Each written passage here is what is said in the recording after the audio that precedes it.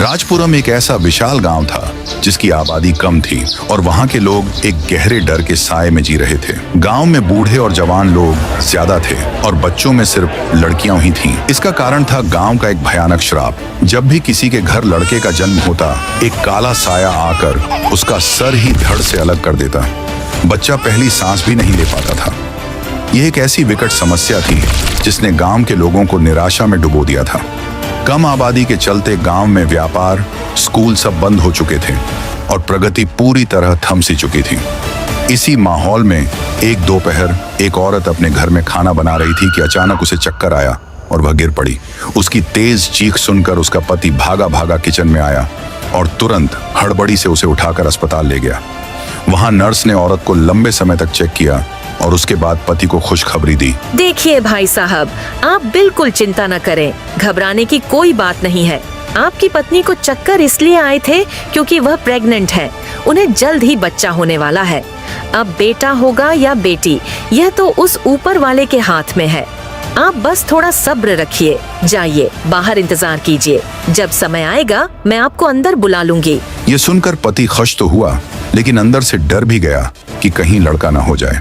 वह अस्पताल के बाहर आया और दरवाजे के बाहर रुककर मन ही मन ऊपर वाले से दुआ मांगने लगा। हे मेरे मालिक, मैंने अपनी जिंदगी में आज तक आपसे कुछ नहीं मांगा। मैं जानता हूँ कि ये गांव कैसा है और यहाँ लड़कों के साथ क्या होता है। मेरी आपसे बस एक ही विनती है, एक ही ख्वाहिश है, मेरी यह मुराद पूरी कर दीजिए। मुझे बस एक बेटी चाहिए, एक प्यारी सी बेटी, प्लीज। अंदर ऑपरेशन चल रहा था और पति की धड़कनें तेज हो रही थीं। तभी अंदर से एक लड़की के रोने की आवाज आई। पति का दिल थम गया और जब वह अंदर गया तो खुशी से झूम उठा। उसकी प्रार्थना रंग लाई, उसे एक प्यारी बेटी हुई थी। पति खुशी से झूम उठा। राजपुरम में बेटी का जन्म बहुत शुभ माना जाता था। अगले ही दिन एक नया शादीशुदा जोड़ा दूसरे गांव से राजपुरम में रहने के लिए आया। उन्हें इस गांव के श्राप के बारे में कुछ पता नहीं था। वे बाइक पर सफर कर रहे थे कि अचानक पत्नी जोर जोर से चिल्लाने लगी। मेरे पेट में बहुत तेज दर्द हो रहा है, मैं सह नहीं पा रही, उल्टियां भी हो रही हैं, कुछ करो प्लीज। पत्नी को बाइक से उतारकर पत्नी को गोद में रखा और उसी गांव के अस्पताल में ले गया। उसने नर्स को तुरंत ऑपरेशन शुरू करने को कहा। जल्दी ऑपरेशन शुरू करो, वो इतनी परेशानी में है, तुम देख नहीं रही क्या? वो प्रेग्नेंट है, जल्दी करो, 1 मिनट भी जाया मत करो। नर्स ने जवाब दिया। सर प्लीज मेरी बात सुनिए, आप बाहर के हैं, आपको इस गांव के बारे में पता नहीं है। मैं आपको कह रही हूँ यहाँ ऑपरेशन मत कराइए। ये सुनकर पति का गुस्सा भड़क उठा और बोला, मुझे पता से तुम डॉक्टर लोगों का क्या होता है। तुम्हें ज्यादा पैसा चाहिए है ना? हाँ, मैं तुम्हें ज्यादा पैसे दूंगा, जितना मांगोगी दूंगा, पर अब जल्दी करो वरना माँ और बच्चा दोनों मर जाएंगे। जल्दी करो। नर्स ने समझा के कहा, मैं ये ऑपरेशन नहीं करूँगी। अगर तुमने अभी काम शुरू नहीं किया तो देख लेना। ठीक है सर, जैसा आप कहते हैं, आप जाइए और बाहर इंतजार कीजिए। फिर पति हॉस्पिटल के बाहर रुक गया। कुछ देर बाद वही हुआ जिसका डर था। एक लड़का पैदा हुआ और उसी पल उसका सिर धड़ से अलग हो गया। बच्चा मर चुका था। पति यह दृश्य देखकर जोर जोर से रोने लगा। उसने नर्स को कोसना शुरू कर दिया। ये क्या कर दिया तूने, फर्जी डिग्री वाली नर्स? तूने मेरे बच्चे को मार डाला। तुझे जरा सी भी अकल है या नहीं? तू 7वीं फेल है क्या? अब बस बहुत हो गया। मैं तुझ पर ऐसा केस ठोकूंगा कि तू जिंदगी भर जेल की काल कोठरी में सड़ेगी। नर्स रो पड़ी और बोली, इसमें मेरी कोई गलती नहीं है सर। ये कोई हादसा नहीं है, ये इस गांव का श्राप है। मैंने आपको यही तो समझाने की कोशिश की थी कि यहाँ जब भी कोई लड़का पैदा होता है तो उसका सिर धड़ से अलग हो जाता है। आपने मुझे बोलने ही नहीं दिया। अब मुझे दोष मत दीजिए। पति को जोरदार सदमा लगा और उसे अपनी गलती पर बहुत पछतावा हुआ। वो अपने पत्नी और मरे हुए बच्चे को हॉस्पिटल बेड पर रख के बच्चे को दफनाने के लिए ले जाने लगता है। वो रास्ते में जाते जाते रो रहा था। तभी उसी गली से राइस्टार चलते हुए आ रहा था। राइस्टार मरे हुए बच्चे को देख दंग रह गया। उसके रोंगटे खड़े हो गए। राइस्टार ने आदमी से पूछा, माफ करना भाई साहब, पर आपकी ये कैसी हालत हो गई? क्या कोई दुर्घटना हुई है, एक्सीडेंट वगैरह? राइस्टार भी गांव में नया था। आदमी ने रोते हुए जवाब दिया, भाई साहब, इस मनहूस गांव में रहने के लिए आना मेरी जिंदगी की सबसे बड़ी भूल थी। ये गांव नहीं, ये तो एक काला साया है। यहाँ पहुँचते ही मेरी पत्नी रूपा दर्द से चीखने लगी। उसे बच्चा होने वाला था, इसलिए मैं उसे तुरंत अस्पताल ले आया। पर जैसे ही मेरा बच्चा पैदा हुआ वह तुरंत मर गया। नर्स से पूछने पर उसने बताया कि यहाँ लड़का पैदा होते ही मर जाता है। यह श्राप है इस गांव का। इसके बाद वह और कुछ नहीं कह पाया और भारी कदमों से रोते हुए कब्रिस्तान की तरफ आगे बढ़ गया। राइस्टार दंग रह गया। उसने गांव में कदम रखते ही एक ऐसी हकीकत देख ली थी जिसके बारे में उसने कभी सोचा भी नहीं था। राइस्टार ने गांव के बीचों बीच जाना शुरू किया। वह इधर उधर देख रहा था, किसी ऐसे आदमी को ढूंढ रहा था जो उसे सच बता सके। उसने देखा कि एक बूढ़े चाचा जी अपने घर से बाहर निकले। फिर राइस्टार ने जोर से आवाज दी, चाचा जी, चाचा जी। रुकिए। चाचा जी वहीं रुक गए और मुड़कर पूछा, अरे बेटा, क्या बात है? क्या मदद चाहिए? जल्दी पूछो, मुझे तो खेत पर काम है। राइस्टार ने पूछा, चाचा जी, मुझे एक राज जानना है। चाचा जी ने पूछा, कैसा राज बेटा? राइस्टार ने हिम्मत करके कहा, मैंने सुना है कि इस गांव में जब भी लड़का पैदा होता है तो उसका सिर धड़ से अलग हो जाता है, वह तुरंत मर जाता है। चाचा जी, इसके पीछे क्या कहानी है? लड़के क्यों मारे जाते हैं? चाचा जी एक गहरी सांस लेकर बोले, अरे बेटा, ये बहुत पुरानी कहानी है। इतनी पुरानी कि जब इस गांव पर नेता नहीं बल्कि एक राजा राज करता था। उस राजा का नाम था थुंग थुंग। वह बहुत खतरनाक राजा था। वह अकेले नहीं बल्कि 26 और गांवों पर राज करता था। उसकी 2 पत्नियां थीं, एक का नाम सिमरन और दूसरी का नाम मिस्टी। थुंग थुंग अपनी दोनों रानियों से बहुत प्यार करता था और उनकी हर इच्छा पूरी करता था।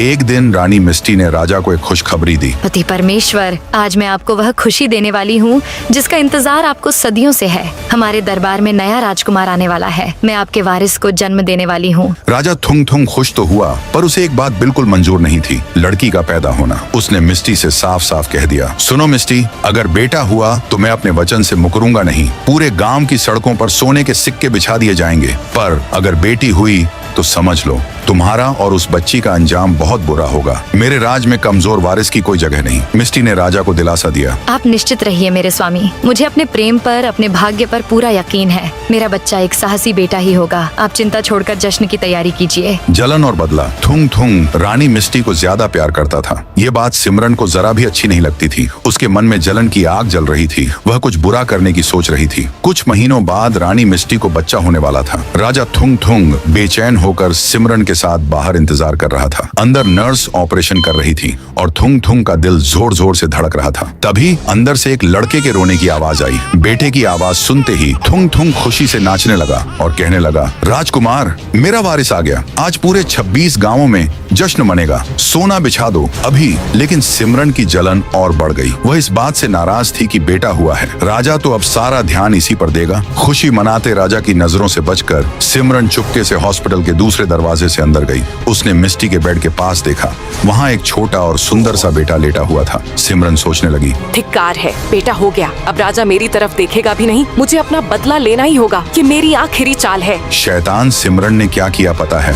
उसने मिस्टी के बेटे को उठा लिया और उसकी जगह पर एक दूसरे की लड़की को रख दिया और उस लड़के को लड़की के बिस्तर के पास रख दिया। ऐसा करके सिमरन मन ही मन बहुत खुश हुई। अब आएगा मजा। राजा लड़की को देखेगा तो गुस्से से आग बबूला हो जाएगा। वह उसे जायदाद से और मिस्टी को महल से बाहर फेंक देगा। सारी जायदाद मेरी हो जाएगी और मेरा अपना बेटा ही असली राजकुमार बनेगा। राजा थुंग थुंग खुशी से फूला नहीं समा रहा था। वह नाचते नाचते हॉस्पिटल के कमरे में घुसा। जैसे ही उसने मिस्टी के बिस्तर के पास देखा, वहाँ एक छोटी सी लड़की रो रही थी। राजा का चेहरा खुशी से भयानक क्रोध में बदल गया। उसकी आंखें लाल हो गईं। थुंग थुंग गरजा, ये क्या बकवास है? एक राजकुमारी? ये कैसे हो सकता है? तुमने मुझे धोखा दिया। अब होगा तांडव। मिस्टी, तू अब मेरे वश में आ जा। कुछ घंटों बाद मिस्टी को राजा के सामने दरबार में लाया गया। वह रो रही थी और हकीकत से अनजान थी कि उसके साथ क्या हुआ है। वह थुंग थुंग को बोली, मुझे माफ कर दीजिए। मुझे नहीं पता ये कैसे हो गया। मैंने सच में एक लड़के के रोने की आवाज सुनी थी। पर एक राजकुमारी भी राज्य को संभाल सकती है। वह आपका नाम रोशन करेगी। राजा थुंग थुंग गुस्से से कांप रहा था।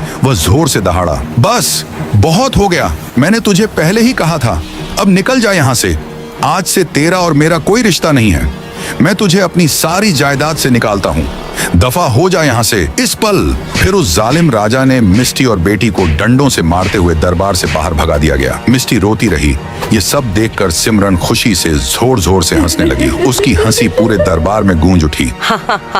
अब आया ना मजा। इस मिस्टी का घमंड टूट गया। ये है रानी सिमरन से पंगा लेने का अंजाम। सड़कों पर दर बदर बेचारी मिस्टी, जो कभी महल की रानी थी, अब अपना और अपनी बच्ची का पेट भरने के लिए उसे भीख मांगनी पड़ी। वह रोते हुए, माई मेरी मदद कर दो, मुझे खाने के लिए कुछ दे दो, मेरी नन्ही बच्ची भूखी है, भगवान आपको इसके बदले में 1000 गुना देगा। लेकिन लोग उसकी मदद करने से डरते थे। वे उसे तुरंत मना कर देते थे। नहीं नहीं, मैं तुम्हारी कोई मदद नहीं कर सकती। तुम राजा थुंग थुंग की दूसरी पत्नी हो ना। राजा ने तुम्हारी मदद करने से मना किया है। मुझे अपनी जान प्यारी है। और उसकी बेटी को हर दरवाजे से निराशा ही मिली। वे बहुत से घरों पर गईं, रोईं और मदद मांगी, लेकिन सब यही कह रहे थे, तेरी अब कोई इज्जत नहीं, तू राजा की नजरों में गिर चुकी है, चले जा यहाँ से। और कई जगह तो लोगों ने उन्हें धक्के मारकर और डंडे से मारकर भगा दिया। मिस्टी दर बदर भटकती रही। जब भीख से कुछ नहीं मिला तो मिस्टी ने सोचा कि भीख मांगने से अच्छा है कि वह मेहनत मजदूरी करे। वह एक खेत के मालिक के पास गई और हाथ जोड़कर बोली, साहब मुझे कोई काम दे दीजिए, मैं हाथ जोड़ती हूँ, मैं खेतों में फसल भी काटूंगी, घास छीलूंगी, मैं बहुत मेहनत कर सकती हूँ, बेटी के पेट का सवाल है। खेत का मालिक उसे देखकर और ज्यादा गुस्से में आ गया और चिल्लाया, अबे चली जा यहाँ से, तेरी हिम्मत कैसे हुई यहाँ आने की? राजा थुंग थुंग ने साफ मना किया है कि कोई तेरी मदद न करे। मैं अपनी जमीन, अपना परिवार क्यों दांव पर लगाऊं? तेरे लिए इस गांव में कोई काम नहीं है, भाग जा वरना सिपाही को बुलाता हूँ। फिर मिस्टी और उसकी बेटी एक रास्ते से जा रही थी। माँ के पास अपनी बच्ची को देने के लिए कुछ नहीं था, एक रोटी का टुकड़ा भी नहीं। तभी मिस्टी की नन्ही बेटी रोते हुए, दर्द से बिलखते हुए अपनी माँ से बोली, माँ मुझे बहुत भूख लगी है, तुमने मुझे कुछ खाने नहीं दिया। और बस बेटा, उस पल भूख और कमजोरी के कारण मिस्टी की बच्ची उसी क्षण तड़प तड़प कर अपनी माँ की गोद में ही मर गई। जो माँ कभी रानी थी, वह अपनी बेटी को एक मुट्ठी अनाज भी नहीं दे पाई। फिर मिस्टी पुल के ऊपर पहुंची। वहां खड़ी होकर उसने पूरे गांव को देखा और बद्दुआ देने लगी। राजपुरम, तूने मेरी बेटी को भूखा मारा है, तूने एक माँ को ठुकराया है। अब सुन, जिस पल भी इस गांव में कोई बेटा पैदा होगा, मेरी बेटी की तड़प उस बच्चे का जीवन छीन लेगी। उसका सिर तुरंत धड़ से अलग हो जाएगा।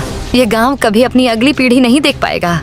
ये मेरा शाप है। और उस शाप को देते ही वह रानी मिस्टी उसी पुल से कूदकर आत्महत्या कर ली। उसकी आत्मा उसी क्षण एक भयानक शक्ति बन गई। इसीलिए बेटा, उस दिन से लेकर आज तक जब भी इस गांव में कोई लड़का पैदा होता है तो वह तुरंत मर जाता है, उसका सर धड़ से अलग हो जाता है। हम गांव वाले उस शक्तिशाली शाप का कुछ भी बिगाड़ नहीं सकते। एक बार हमने एक बड़े साधु को बुलाया था इस शाप को खत्म करने के लिए, लेकिन अगले ही दिन साधु के 26 टुकड़े जितने गांव पर थुंग थुंग राज करता था, नदी में पाए गए। उस चुड़ैल बनी मिस्टी की आत्मा को कोई छू भी नहीं सकता। ये सुनकर राई स्टार के रोंगटे खड़े हो गए। उसकी आंखों में अब डर नहीं, बल्कि एक नया संकल्प था। राई स्टार, बस चाचा जी, अब बहुत हो गया, मैं करूंगा इस बद्दुआ को खत्म। मैं उस चुड़ैल बनी रानी मिस्टी की आत्मा से इस गांव को आजाद कराऊंगा। तो दोस्तों, अगर आपको ये कहानी अच्छी लगी हो तो प्यारा सा कमेंट जरूर करना और चैनल को सब्सक्राइब करके बताना कि आपको पार्ट 2 चाहिए या नहीं।